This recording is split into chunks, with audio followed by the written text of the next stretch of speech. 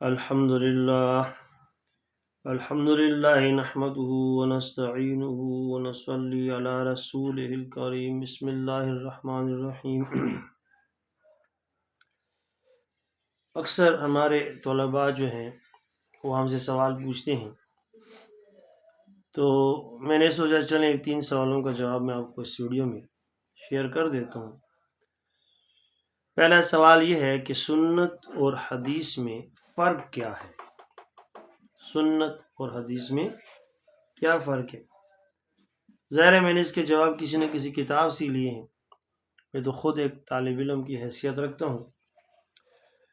تو یاد رکھیں یہ بات، حضور پاک صلی اللہ علیہ وآلہ وسلم کے جو افعال ہیں مجموعی اعتبار سے ان کی 2 قسمیں ہیں۔ نمبر 1 کو جائز الاتباع کہا جاتا ہے، نمبر 2 کو حرام الاتباع کہا جاتا ہے۔ یعنی حضور پاک صلی اللہ علیہ وسلم کے تمام افعال پہ ایک امتی کے لیے امتی کی حیثیت سے عمل کرنا جائز نہیں ہے۔ بہت سی چیزیں نبی علیہ الصلوۃ والسلام کی خصوصیت سے متعلق ہیں۔ مثال کے طور پر ایک ہی وقت میں ازواج 9 بیویوں سے نکاح کرنا کوئی امتی بھی ایسا نہیں کر سکتا۔ کسی امتی کے لیے 4 سے زیادہ ایک ہی وقت میں جائز نہیں ہے۔ تو یہ پیارے نبی صلی اللہ علیہ وسلم کی خصوصیت ہو گئی، تو یہ حرام الاتباع ہوا۔ اسی طرح طواف علی البعیر یا شب و روز میں کسی وقت میں افطار نہ کرنا، دن کو بھی اور رات کو بھی روزہ رکھنا، جس کو آپ صوم وصال کہتے ہیں۔ صوم وصال امت کے لیے جائز نہیں ہے۔ نبی علیہ الصلوۃ والسلام نے خود منع فرمایا ہے کہ ایسی خصوصیات جو نبی علیہ السلام کے ساتھ مخصوص ہیں ان کا اتباع جائز نہیں، اور یہ پیارے نبی صلی اللہ علیہ وسلم سے ثابت ہے، انہوں نے منع فرمایا۔ بہرحال لفظ حدیث جو ہے جائز الاتباع اور حرام الاتباع دونوں قسم کے افعال کو شامل ہے۔ یہی وجہ ہے کہ حدیث شریف میں جو اقوال النبی و افعال النبی صلی اللہ علیہ وآلہ وسلم کا ذکر ہے ان میں جائز الاتباع وغیرہ کی کوئی قید نہیں، بلکہ عام ہے، جائز الاتباع ہوں یا نہ ہوں۔ جبکہ لفظ سنت صرف جائز الاتباع افعال کو کہا جائے گا۔ اب دیکھیں یہ بات سمجھ آ گئی، فرق سمجھ لیں۔ یعنی حدیث جائز الاتباع اور حرام الاتباع، ہر وہ کام جو نبی علیہ السلام کی خصوصیت ہے، جو صرف نبی علیہ السلام کے لیے جائز ہیں، امت کے لیے جائز نہیں ہے، اس کو بھی حدیث کہیں گے۔ اور جو جائز الاتباع ہے کہ جو تمام امت کر سکتی ہے، ان کا اتباع کرے گی، اس کو بھی حدیث کہا جائے گا، اور حرام الاتباع کو بھی حدیث کہا جائے گا۔ لیکن سنت صرف وہ ہوگی جو جائز الاتباع ہے۔ اب مثال کے طور پر دیکھیں نبی علیہ السلام کا ازواج 9 فی زمان واحد وغیرہ، اب یہ نبی علیہ السلام کی خصوصیت ہے، حرام الاتباع ہے، تو یہ حدیث ہے، سنت نہیں ہے۔ سنت صرف وہ ہے جو قابل عمل ہو، لہذا ہر سنت تو حدیث ہوتی ہے لیکن ہر حدیث سنت نہیں ہوتی۔ جیسے کہ مثال جب آپ منطق میں پڑھتے ہیں، ہر انسان حیوان ہے لیکن ہر حیوان انسان نہیں ہے، چونکہ ہر حدیث قابل عمل نہیں، اور سنت صرف قابل عمل ہی کو کہا جائے گا۔ اسی لیے پیارے نبی صلی اللہ علیہ وسلم نے فرمایا ہے، ترکت فیکم امرین لن تضلوا ما تمسکتم بہما، کتاب اللہ و سنت رسول اللہ، اور حدیث رسول نہیں فرمایا بلکہ امرین فرمایا۔ نیز قولہ علیہ السلام فعلیکم بسنتی وسنت الخلفاء الراشدین الماہدین فعلیکم بسنتی وسنت الخلفاء الراشدین المہدیین.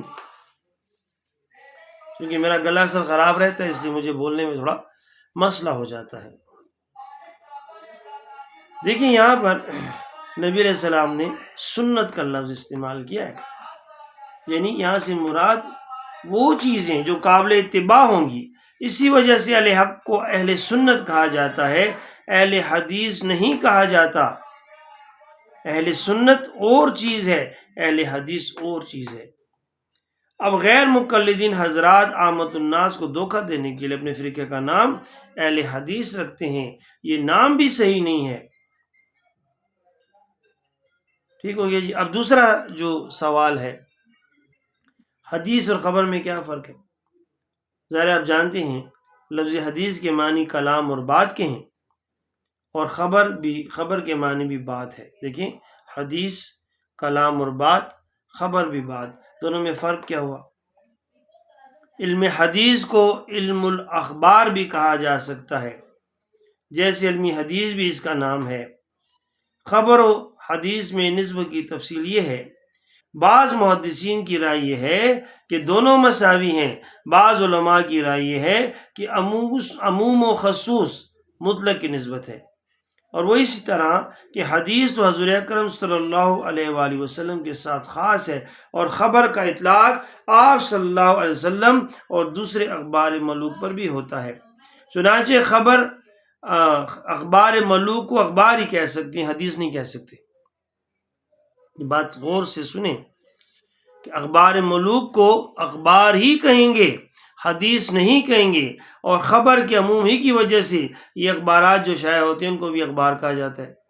اس پر یہ اشکال کیا گیا کہ اگر حضور صلی اللہ علیہ وسلم کی احادیث پر لفظ خبر کے اطلاق کا ماخذ اس کے معنی لغوی ہیں، یعنی وہ بات کہ معنی میں ہے تو کلام بھی بات کے معنی میں ہے، لہذا حدیث کو کلام کیوں نہیں کہتے؟ جواب یہ ہے کہ کلام تو خبر و حدیث دونوں سے عام ہے، مگر چونکہ عرف نے لفظ کلام کو ایک خاص فن و علم یعنی عقائد کے ساتھ خاص کر دیا ہے، اس لیے کلام کا اطلاق بے خوف التباس حدیث پر نہیں کیا جاتا. یہی میرے نزدیک بھی راجح ہے کہ دونوں میں عام و خاص کی نسبت ہے. آخری سوال، روایت اور درایت میں فرق. تو یاد رکھیں علم حدیث کی دو قسمیں ہیں، نمبر 1 روایت، نمبر 2 درایت. باہمی فرق یہ ہے کہ فقط الفاظ حدیث کو نقل کرنے کا نام روایت ہے، یعنی آپ نے الفاظ حدیث کو نقل کیا، اس کو روایت کہیں گے. اور الفاظ حدیث میں غور و فکر کرنا اور اس کے معنی کو سمجھنا اور ان سے مسائل کا اخراج کرنا اور دو بظاہر متعارض حدیثوں میں تطبیق لانا، اس کو درایت کہا جاتا ہے. بس یہ موٹا فرق ہے، یاد رکھیں. الفاظ حدیث کو نقل کریں یہ روایت ہے، حدیث میں غور و فکر کریں، اس میں سے مسائل کا اخراج کریں اور حدیثوں میں تطبیق کریں، تو اس کو درایت کہتے ہیں. متقدمین نے روایت کا اعتبار تو کیا ہے تاکہ حضرت صلی اللہ علیہ وسلم کی تمام باتیں محفوظ رہیں. ان حضرات کو اعلیٰ درجے کے محدثین میں شمار کیا گیا ہے. دوسرے حضرات وہ ہیں جنہوں نے روایت اور درایت دونوں کو پیش نظر رکھا. ان لوگوں کو محققین کہا جاتا ہے اور دونوں کی ضرورت ہے. وما علینا الا البلاغ. جزاک اللہ خیرا.